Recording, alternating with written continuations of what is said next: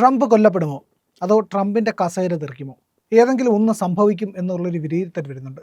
കാരണം എന്താണ്? ട്രംപ് നിർത്താൻ ശ്രമിക്കുന്ന ഒരു യുദ്ധത്തിൻ്റെ കഥ മാത്രമല്ല, അതിന് പിന്നിൽ ട്രംപ് പട നയിക്കുന്നത് ഒരു രഹസ്യ ശക്തിയോട് കൂടിയാണ് എന്നുള്ളതാണ്. നമ്മൾ ഇലുമിനാറ്റി എന്നൊക്കെ പറഞ്ഞിട്ട് ചില ശക്തികളെ പറ്റിയൊക്കെ സംസാരിക്കാറില്ലേ? പക്ഷേ ഇലുമിനാറ്റി അല്ല, ശരിക്കും അമേരിക്കൻ ഡീപ് സ്റ്റേറ്റ് എന്ന് പറയുന്ന ഒരു ഒളിഭൂതമുണ്ട്. ആ ഒളിഭൂതം ഇന്ന് അമേരിക്കയ്ക്ക് വലിയ ഭീഷണി ഉയർത്തിക്കൊണ്ടിരിക്കുന്നു എന്നുള്ളതാണ് ട്രംപിൻ്റെ അവകാശവാദം. ട്രംപ് പലപ്പോഴും പല ഘട്ടങ്ങളിലും ഈ പറയുന്ന ഡീപ് സ്റ്റേറ്റ് എന്ന ഭൂതത്തിനെ പറ്റി പറഞ്ഞിട്ടുമുണ്ട്.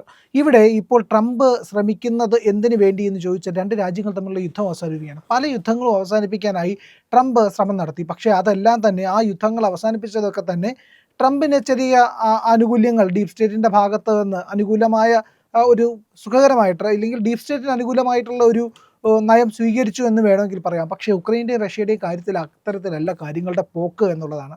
ഈ യുദ്ധം അവസാനിക്കരുത് എന്ന ആവശ്യം പലർക്കുമുണ്ട്. പക്ഷേ ട്രംപിൻ്റെ നിലനിൽപ്പും തൻ്റെ രാഷ്ട്രീയ ഭാവിയും അടക്കമുള്ള കാര്യങ്ങളിൽ ഈ പറയുന്ന യുദ്ധം അവസാനിപ്പിച്ചേ കഴിയുള്ളൂ. അത് മാത്രവുമല്ല, രാഷ്ട്രീയത്തിന് അതീതമായി ട്രംപ് ചില താല്പര്യങ്ങൾ കൂടി വെച്ച് പുലർത്തുന്നുണ്ട്. അത് ബിസിനസ് താല്പര്യമാണ്. അതൊന്ന്. മറ്റൊരു വശത്ത് എന്ന് പറയുന്നത് ട്രംപിന് ലഭിക്കേണ്ട ഒരു വലിയ സൗഭാഗ്യം, നോബൽ സമ്മാനം. ഇത് രണ്ടും ട്രംപ് ലക്ഷ്യം വയ്ക്കുമ്പോൾ അസ്വസ്ഥരാകുന്നത് ഡീപ് സ്റ്റേറ്റ് ആണ് എന്നുള്ളത്. അതിന് ചില കാരണങ്ങളുമുണ്ട്. ആദ്യം ഞാൻ ചോദിച്ചില്ലേ, ട്രംപ് കൊല്ലപ്പെടുമോ എന്നുള്ളത്. ട്രംപ് കൊല്ലപ്പെടുമോ എന്ന് ചോദിക്കാനുള്ള മറ്റൊരു കാരണമെന്ന് പറയുന്നത്, അമേരിക്കൻ ചരിത്രത്തിലേക്ക് നോക്കുമ്പോൾ നമുക്ക് കാണാൻ കഴിയുന്ന ചില സാഹചര്യങ്ങളുണ്ട്. ആ സാഹചര്യങ്ങളുടെ വെളിച്ചത്തിലാണ് ചരിത്രം പലപ്പോഴും ആവർത്തിച്ചിട്ടുമുണ്ട്. അങ്ങനെ ചരിത്രത്തിൻ്റെ റെപ്പിറ്റേഷനുകൾ ഈ ലോകത്ത് പലയിടത്തും കടന്നുപോയിട്ടുമുണ്ട്. അതിലൊന്ന് വീണ്ടും സംഭവിക്കുമെന്ന്. അതെ, ഞാൻ പറയുന്നത് JFKയുടെ അസാസിനേഷനെ പറ്റിയാണ്. അതായത് ജോൺ എഫ് കെന്നഡി എന്ന അമേരിക്കൻ പ്രസിഡന്റ് കൊല്ലപ്പെട്ടതിനെ പറ്റിയിട്ട്. ആ കൊല്ലപ്പെട്ടത് എങ്ങനെയായിരുന്നു? ഒരു യുദ്ധം, മൂന്നാം ലോക യുദ്ധത്തിനുള്ള സാധ്യതകൾ മങ്ങിപ്പിച്ചു കളഞ്ഞു, അതായത് ഇല്ലാതാക്കി കളഞ്ഞു എന്നുള്ളതാണ് JFKക്ക് നേരെ ഉയർന്നിരുന്ന ആരോപണം. അതായത് അതൊരു കോൺസ്പിറസി തിയറിയാണ്. ആ തിയറിയിൽ പറയുന്നത് ഇങ്ങനെയാണ്: JFK ഒരു മൂന്നാം ലോക യുദ്ധത്തിൻ്റെ സാധ്യതകൾ അടച്ചുകൊണ്ട് അമേരിക്കൻ ആയുധ വിപണിക്ക് വിലങ്ങിടുകയായിരുന്നു, അവരെ തടയുകയായിരുന്നു, അവരുടെ വളർച്ച മുരടിപ്പിക്കുകയായിരുന്നു. ഡീപ് സ്റ്റേറ്റ് എന്ന് പറയുന്നത്, ഇതേ രക്തദാഹിയായ ഭൂതം എന്ന് പറയുന്നത് അവർ തന്നെയാണ്. ഈ ആംസ് ട്രേഡിൻ്റെ, അതായത് ആയുധ കച്ചവടത്തിൻ്റെ ദല്ലാൾമാർ. അവർക്കാണ് ഈ ചോരക്കൊതിയുള്ളത്, അവർക്കാണ് യുദ്ധക്കൊതിയുള്ളത്. ആ യുദ്ധം നടക്കേണ്ടത് അവരുടെ ആവശ്യമാണ്. കാരണം അവരുടെ കച്ചവടമാണത്. ആ കച്ചവടം പൊലിപ്പിക്കുക എന്നുള്ള ഉത്തരവാദിത്വം ഓരോ പ്രസിഡന്റുമാർക്കും ഇവർ ചുമത്തി കൊടുക്കാറുമുണ്ട്. അതിൽ നിന്ന് പിന്മാറിയ ഒരാളായിരുന്നു ജോൺ എഫ് കെന്നഡി എന്ന് പറയുന്നത്. അതിന് വേണ്ടിയിട്ട് നമുക്ക് എന്ത് വേണം എന്ന് പറഞ്ഞു കഴിഞ്ഞാൽ, കുറച്ച് പുറകിലേക്ക് പോകണം. അമേരിക്കൻ ചരിത്രത്തെ പറ്റിയിട്ട് നമ്മളൊന്ന് അന്വേഷിച്ച് പോകുമ്പോൾ തന്നെ നമുക്കിതൊക്കെ കാണാൻ കഴിഞ്ഞേക്കും. 1960 U2 ക്രൈസിസ് എന്ന് പറയുന്ന, U2 ഇൻസിഡൻറ്റ്, U2 സംഭവം എന്നൊക്കെ വിളിക്കാറുണ്ട്. Cuban missile crisis. ആ മിസൈൽ ക്രൈസിസിൻ്റെ ഭാഗമായിട്ടായിരുന്നു ജോൺ എഫ് കെന്നഡി, അതിൻ്റെ അനന്തരഫലമായിട്ടായിരുന്നു ജോൺ എഫ് കെന്നഡി കൊല്ലപ്പെട്ടത് എന്നുള്ളതാണ്. U2 വിമാനം എന്ന് പറയുന്നത് ഒരു ബോംബറാണ്. അതൊരു നിരീക്ഷണ വിമാനമായും ഉപയോഗിച്ചിരുന്നു. അത്യുന്നതങ്ങളിൽ പറന്നുകൊണ്ട് തന്നെ വലിയ രീതിയിലുള്ള ഭൂമിയിലെ കാര്യങ്ങൾ, രഹസ്യങ്ങളൊക്കെ തന്നെ ചോർത്തിയെടുക്കാനും റഡാർ സംവിധാനത്തിൽ പെടാതെ ചിത്രങ്ങൾ പകർത്താനും നിരീക്ഷിക്കാനും ഒക്കെ കഴിയുന്ന ഒരു ചാരവിമാനമായി U2 ഉപയോഗിച്ചിരുന്നു. അക്കാലത്തിലാണ് ജോൺ എഫ് കെന്നഡി പ്രസിഡൻ്റായി വരുന്നത്. അന്ന് സോവിയറ്റ് യൂണിയനിൽ നിന്ന് ഒരു വലിയ ഷിപ്പ് പോകുന്നു. ആ ഷിപ്പിനകത്ത് നിറയെ ഗോതമ്പാണ് എന്നാണ് പറഞ്ഞിരുന്നത്. ആ ഷിപ്പിൻ്റെ മുകളിൽ ഗോതമ്പിൻ്റെ കണ്ടെയ്നറുകൾ, അല്ലെങ്കിൽ ഗോതമ്പ് സാമഗ്രികൾ ശേഖരിച്ചവ ഉണ്ടായിരുന്നു എന്ന് പറയുന്നു. പക്ഷേ ഈ U2വിൻ്റെ ചാരക്കണ്ണുകൾ കണ്ടെത്തി, ഈ ഷിപ്പിനകത്ത് ഗോതമ്പ് മാത്രമല്ല, അതിനകത്ത് വലിയ തോതിൽ മിസൈലുകളും ആയുധങ്ങളും എല്ലാം തന്നെ ഉണ്ട് എന്ന്. അങ്ങനെയാണെങ്കിൽ ഈ മിസൈലുകൾ വഹിച്ചുകൊണ്ട് ഈ കപ്പൽ പോകുന്നത് ക്യൂബയിലേക്കാണ്. ക്യൂബയിലേക്ക് എത്തിക്കഴിഞ്ഞാൽ ക്യൂബ അവിടെ ഈ മിസൈൽ വിന്യാസമെല്ലാം നടത്തും. അത് അമേരിക്കയ്ക്ക് ഭീഷണിയാകും. കാരണം ശീതയുദ്ധകാലമാണിത്. രണ്ടാം ലോക മഹായുദ്ധം കഴിഞ്ഞ് ലോകം രണ്ട് ചേരികളായി പിളർന്നുകൊണ്ട് വലിയ യുദ്ധത്തിന്, ഇല്ലെങ്കിൽ മൂന്നാം ലോക യുദ്ധത്തിന് കോപ്പ് കൂട്ടുന്ന അവസ്ഥ. അങ്ങനെ ഒരു അവസ്ഥയിലേക്ക് ലോകം കടന്നു പോകുമ്പോൾ മൂർത്തമായ ഒരു സാഹചര്യം ഉണ്ടാകുന്നു. അതാണ് ആയുധങ്ങളുമായി പോയ സോവിയറ്റ് യൂണിയനിലെ ഒരു കപ്പൽ. ആ കപ്പലിൽ നിന്ന് മിസൈലുകൾ ക്യൂബയ്ക്ക് കൈമാറുകയും അവരത് വിന്യസിക്കുകയും അവിടെ നിന്ന് ഉയർന്നിരിക്കുകയും ചെയ്തിരുന്നാൽ അത് അമേരിക്കയുടെ അന്തകരായി മാറിയേനെ എന്നാണ് പറയുന്നത്. അതായത് സോവിയറ്റ് യൂണിയൻ പാലൂട്ടി വളർത്തിയിരുന്ന ഒരു രാജ്യമാണ് ക്യൂബ എന്നുള്ളത്. ആ ക്യൂബയ്ക്ക് അമേരിക്കയോട് തീർത്താൽ തീരാത്ത വിദ്വേഷവുമുണ്ട്. ചെഗുവേരയുടെയും ഫിദൽ കാസ്ട്രോയുടെയും ഒക്കെ കഥ മലയാളികളായ നമുക്ക് അത്ര പരിചിതമല്ലാത്തതല്ല, സുപരിചിതമാണ് എന്നുള്ളതാണ് വാസ്തവം. അപ്പോൾ അങ്ങനെ വരുമ്പോൾ ആ ക്രൈസിസിനെ ഇല്ലാതാക്കിയ ഒരാളാണ് John F Kennedy. John F Kennedy അപ്പോൾ തന്നെ എടുത്ത് സോവിയറ്റ് യൂണിയനിലേക്ക് ഒരു കോൾ ചെയ്തുകൊണ്ട് ആ പ്രശ്നത്തെ അവിടെ അവസാനിപ്പിച്ചു എന്നാണ് പറയുന്നത്. മൂന്നാം ലോക മഹായുദ്ധം ഉണ്ടാവുകയും വലിയ തോതിൽ ആയുധങ്ങൾ വിറ്റഴിക്കപ്പെടുകയും, അതായത് ഈ ശീതയുദ്ധത്തിൻ്റെ കാലഘട്ടത്തിൽ നമ്മൾ ഓർക്കണം, വലിയ ആംസ് റൈസ് ഉണ്ടായി. ആംസ് റൈസ് എന്ന് പറഞ്ഞു കഴിഞ്ഞാൽ ആയുധങ്ങൾ ഉണ്ടാക്കി കൂട്ടി സൂക്ഷിക്കുന്ന ഒരവസ്ഥ. ആയിരക്കണക്കിന് കോടിക്കണക്കിന് ഡോളറുകൾ ചെലവഴിച്ചുകൊണ്ട് സോവിയറ്റ് യൂണിയനും അമേരിക്കയും വൻതോതിൽ ആയുധങ്ങൾ ഉൽപ്പാദിപ്പിച്ചു. ഈ ആയുധങ്ങളൊക്കെ എന്ത് ചെയ്യും? ഇത് ഉണ്ടാക്കി വയ്ക്കുന്ന വലിയ ചിലവല്ലേ, അതിനെ സംരക്ഷിക്കുകയും വേണം. അപ്പോൾ ഇതെല്ലാം ചിലവഴിക്കണമെങ്കിൽ യുദ്ധം ഉണ്ടാകണം. അങ്ങനെ യുദ്ധത്തിന് വേണ്ടി, അതും ആ സമയത്ത് ശീതയുദ്ധകാലത്ത് ഒരു മൂന്നാം ലോക യുദ്ധം ഉണ്ടായിരുന്നുവെങ്കിൽ ആയിരക്കണക്കിന് പ്രദേശങ്ങളിൽ, ഭൂമിയുടെ വിവിധ പ്രദേശങ്ങളിൽ, ഒരു എല്ലാ ഭൂഖണ്ഡങ്ങളിലും യുദ്ധം സംഭവിക്കുമായിരുന്നു എന്നാണ് പറയപ്പെടുന്നത്. അന്ന് ചേരിചേരാ നയമൊക്കെ സ്വീകരിച്ചിരുന്ന ഇന്ത്യക്ക് പോലും ആ യുദ്ധം ബാധകമായി തീർന്നതിനെ. കാരണം അന്നും പാകിസ്ഥാൻ അമേരിക്കൻ ചേരിയിലാണ് നിലനിന്നത് എന്നതുകൊണ്ട്.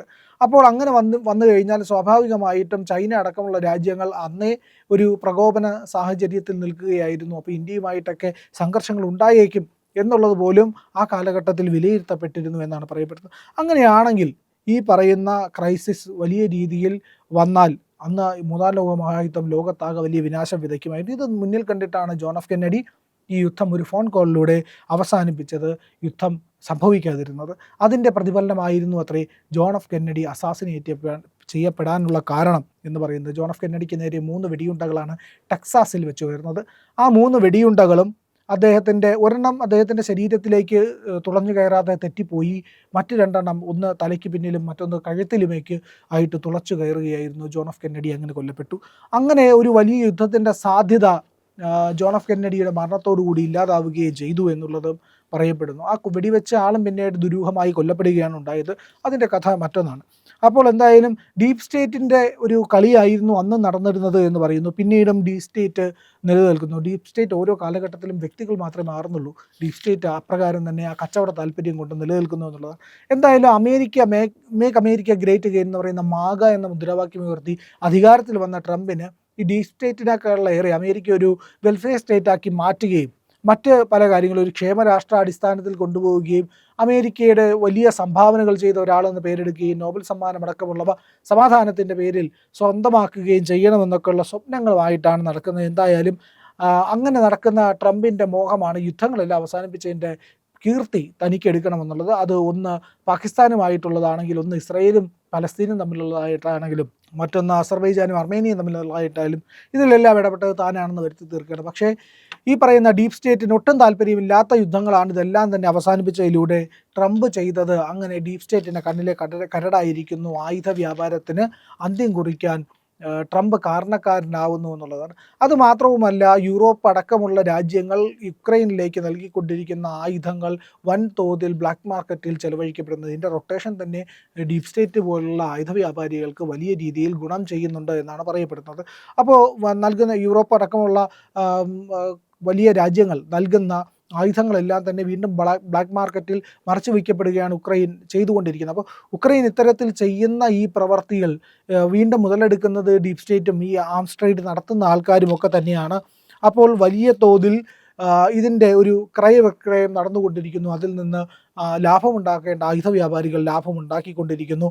അങ്ങനെയാണെങ്കിൽ അതിന് തടയിടുന്ന രീതിയിൽ ഉക്രൈൻ യുദ്ധം അവസാനിപ്പിക്കുന്ന ട്രംപ് ഈ ഒരു നിലപാടെടുക്കുന്നത്, അതായത് യുദ്ധത്തിനെതിരായി നിലപാടെടുക്കുന്നത് അവരെ ചൊടിപ്പിക്കുന്നുണ്ട്. ട്രംപ് പലതവണ പറഞ്ഞിട്ടുമുണ്ട് ഞാൻ ഡീപ് സ്റ്റേറ്റിനെതിരാണ് എന്നുള്ളത്. അങ്ങനെ ഡീപ് സ്റ്റേറ്റിനെതിരായി നിന്നുകൊണ്ട് ട്രംപിന് എത്ര കാലം മുന്നോട്ട് പോകാൻ കഴിയും? ജോൺ എഫ് കെന്നഡിയുടെ അവസ്ഥ വരുമോ എന്നുള്ളതാണ് ആഗോളതലത്തിൽ ഇപ്പോൾ ചർച്ചയായിക്കൊണ്ടിരിക്കുന്നത്. എന്തായാലും അങ്ങനെ ഉണ്ടായിക്കഴിഞ്ഞാൽ തന്നെ അത് അമേരിക്കയുടെ ചരിത്രത്തിൻ്റെ ഒരു ആവർത്തനമായിരിക്കും. അത് വീണ്ടും വലിയ പ്രശ്നങ്ങളിലേക്ക് അമേരിക്കയെ കൊണ്ടെത്തിക്കും. അമേരിക്ക അല്ലെങ്കിൽ തന്നെ സാമ്പത്തികമായ പരാധീനതകളിൽ കൂടി കടന്നു പോയിക്കൊണ്ടിരിക്കുകയാണ്. വീണ്ടും ഒരു ക്രൈസിസിലേക്ക്, അല്ലെങ്കിൽ ഒരു പ്രശ്നത്തിലേക്ക്, രാഷ്ട്രീയ പ്രതിസന്ധിയിലേക്കൊക്കെ അമേരിക്ക ചെന്ന് പെടേണ്ടി വരുമെന്നുള്ളതാണ്. ഇവിടെ ട്രംപിന് ഒരു ആരോപണമുള്ളതെന്ന് പറഞ്ഞാൽ ഡീപ് സ്റ്റേറ്റിൻ്റെ ഭാഗത്ത് നിന്നൊക്കെ തന്നെ ഉയർന്നു വന്ന ആരോപണങ്ങളാണ് ട്രംപിനെതിരെ. ട്രംപ് റഷ്യയുമായി ചേർന്ന് പല കാര്യങ്ങളും ചെയ്യുന്നുണ്ട് എന്നുള്ളത്, ട്രംപിൻ്റെ ഇലക്ഷന് റഷ്യൻ സഹായമുണ്ടായി എന്നുള്ളത്, FBI പറ്റി അന്വേഷിക്കണം എന്നുള്ള ആവശ്യമൊക്കെ തന്നെ ഉയർന്നു വരികയും ഒക്കെ ചെയ്തിരുന്നു. അങ്ങനെയാണെങ്കിൽ ട്രംപിന് അത്തരത്തിലൊരു നിലപാടുണ്ടോ എന്നുള്ള സംശയവും വരുന്നുണ്ട്.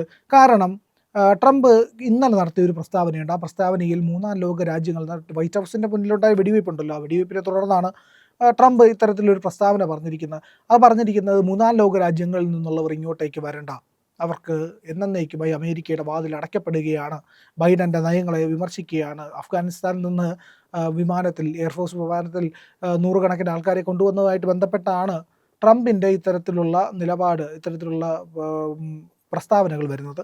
എന്തായാലും മൂന്നാം ലോക രാജ്യം എന്ന വാക്ക് കൂടി ഉപയോഗിച്ചത് വലിയ തോതിലുള്ള ഒരു ആശങ്കയ്ക്ക് ഇവിടെ ആക്കിയിട്ടുണ്ട്. അതായത് കോൾഡ് വാർ എറ, ശീതയുദ്ധകാലത്ത് ഉപയോഗിച്ചിരുന്ന വാക്കാണത്. ഒന്നാം ലോകം എന്ന് പറയുന്ന അമേരിക്കയെ അടക്കമുള്ള വെസ്റ്റേൺ കക്ഷികൾ, സഖ്യകക്ഷികൾ ഉൾപ്പെടുന്ന ഒരു കൂട്ടമാണെങ്കിൽ, മറ്റൊന്ന് കിഴക്കൻ സഖ്യകക്ഷികൾ, ഈ പറയുന്ന സോവിയറ്റ് യൂണിയൻ്റെ കീഴിൽ വരുന്ന രാജ്യങ്ങളെല്ലാം കൂടി ഒന്നിച്ചൊരു സഖ്യമായിരുന്നു. അപ്പോൾ ഇതിൽ രണ്ടിലും പെടാത്ത ദരിദ്രമായ സാധാരണക്കാരായ രാജ്യങ്ങളാണ് മൂന്നാം ലോക രാജ്യങ്ങൾ. ആദ്യഘട്ടത്തിൽ ഇന്ത്യക്ക് അതിലായിരുന്നുവെങ്കിൽ ഇന്ന് ഇന്ത്യ അതിലൊന്നും അല്ല. ഇന്ത്യ ലോകത്തിലെ പ്രബല ശക്തികളിൽ ഒന്നാണ് എന്നുള്ളതാണ് വാസ്തവം. അങ്ങനെ വന്നിരുന്നാലും ശരി തന്നെ ഇത്തരത്തിലൊരു വിഭാഗീയമായിട്ടുള്ള ഒരു ടേം ഉപയോഗിക്കുന്നതിലൂടെ കൂടി തന്നെ ആ ഭൂതകാലത്തിൻ്റെ ചില സ്മരണകൾ ട്രംപ് കൊണ്ടുവരുമ്പോൾ ട്രംപ് അവസാനിപ്പിച്ച യുദ്ധത്തിൻ്റെ കാരണങ്ങളിലേക്കും കൂടി, ഇല്ലെങ്കിൽ അതുണ്ടാക്കിയേക്കാവുന്ന പ്രശ്നങ്ങളിലേക്ക് കൂടി ചില ചരിത്ര സത്യങ്ങൾ വിരൽ ചൂണ്ടുന്നുണ്ട് എന്നുള്ളതാണ് ഇതിലെ വാസ്തവം.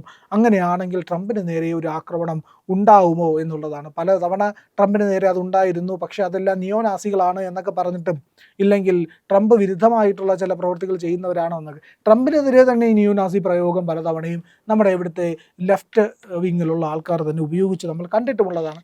അങ്ങനെയാണെങ്കിൽ എന്താണ് സംഭവിക്കുക? അമേരിക്കയുടെ ഭാവി എന്താകും? അമേരിക്കയിൽ ഒരു അരക്ഷിതാവസ്ഥ ഉണ്ടാകുമോ?